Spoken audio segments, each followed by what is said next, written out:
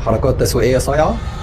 الجزء ال15. بيلس هي مجموعة محلات أمريكية متخصصة في بيع الأحذية بأسعار منخفضة، وعشان هو أسعاره منخفضة فبقى شعبي لدرجة إن أبناء الطبقة المتوسطة بقوا يتكسفوا يقولوا إنهم اشتروا من بيلس، فبالتالي مبيعاته ابتدت تقل واحدة بواحدة. فما كانش قدام البراند إلا إنه يعمل حركة تسويقية صايعة يغير بيها وجهة نظر المجتمع بالكامل تجاه البراند.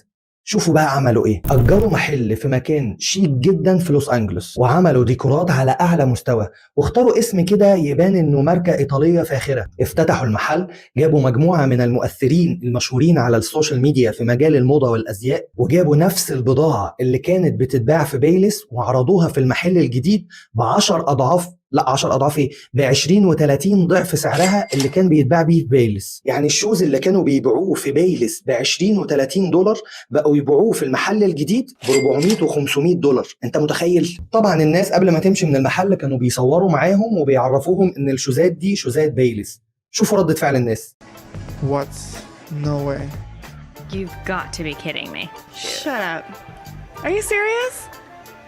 وقدروا بالحركة التسويقية العظيمة دي انهم يغيروا وجهة نظر المجتمع بالكامل في البراند، وقدروا يخلوا الناس ووسائل الاعلام يتكلموا عن البراند لأطول فترة ممكنة، وده طبعا اللي زود في مبيعاته واثر ايجابا على اسهمه. وكالعادة، عايز تبقى في السليم؟